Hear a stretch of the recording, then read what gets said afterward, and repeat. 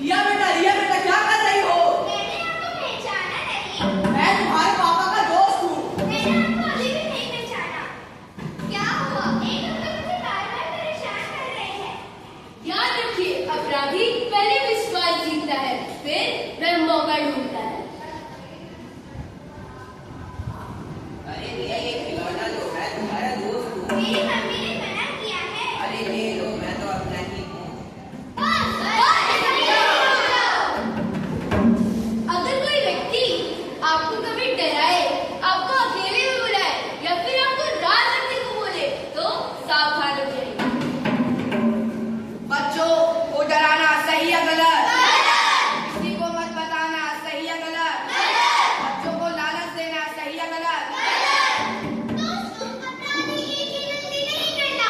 वह धीरे-धीरे बच्चे का विश्वास जीतता है, उसे अकेला करता है, उसे डराता है और फिर कहता है किसी को मत बताना। आइए देखिए उसकी कुछ चालें।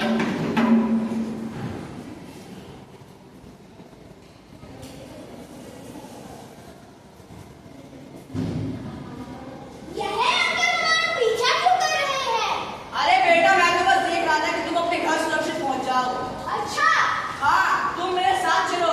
मैं तुम्हें चॉकलेट दूंगा, वीडियो गेम खिलाऊंगा, बहुत सारे खिलौने दूंगा।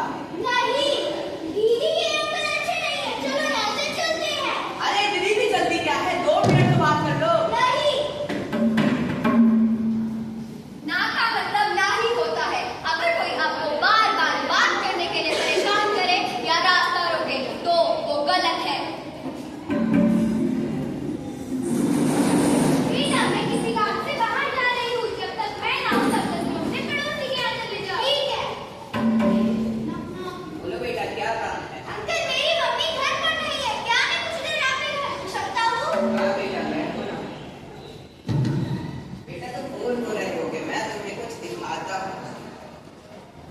मुझे ये सब अच्छा नहीं लग रहा। मैं यहाँ से जा रहा हूँ। अरे रुको तो सही। नहीं,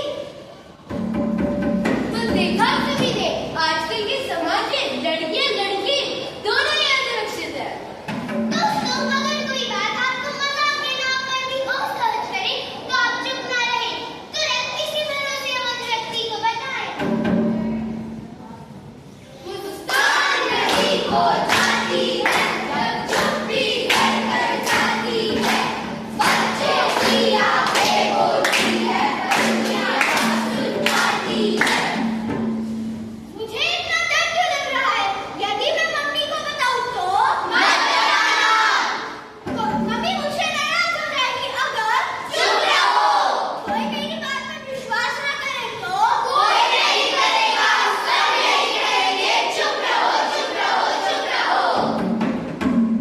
रुको, ये आवाज़ें अपराधी की नहीं, डर की है। जब डर बच्चे से बड़ा हो जाता है तब बच्चा शांत हो जाता है।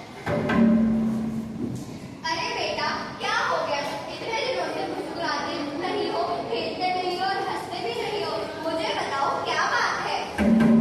मम्मी, मैं सोच रहा था कि मैं आपको बताऊं तो आप मुझसे नाराज हो जाओगी। नहीं बेटा, माता पिता कभी नाराज नहीं होते, वे अपने बच्चे का साथ हमेशा देते हैं।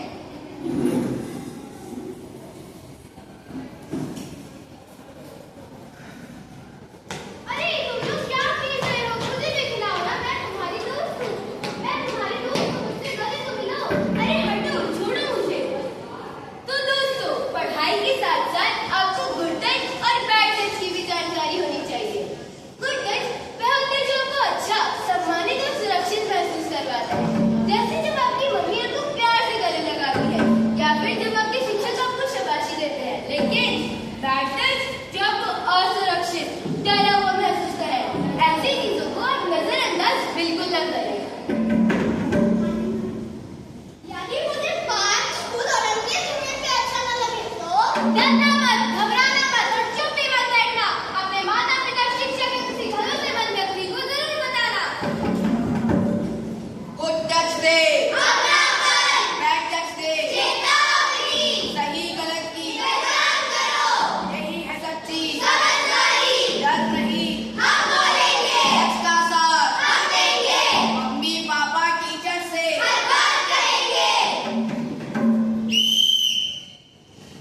बच्चों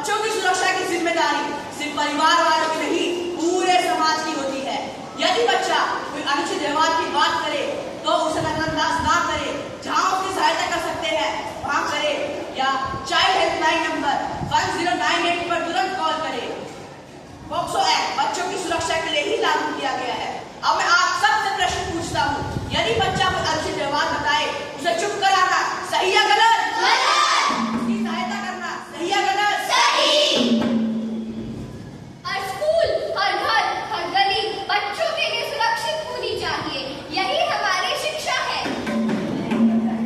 चुप्पी। हम बोलेंगे। बच्चा बच्चा देश का भविष्य।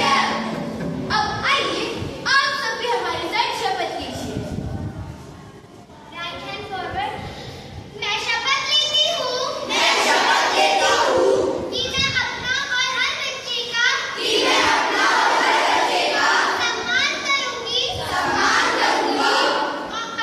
और अपनी सुरक्षा का महत्व समझूंगी और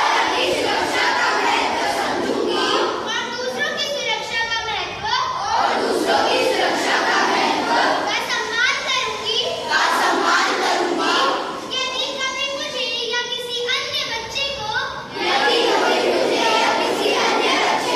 कोई बात गलत, डरावनी या असहज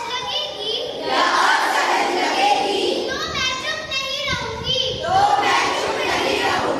तुरंत किसी भरोसेमंद व्यक्ति को जरूर बताऊंगी। मैं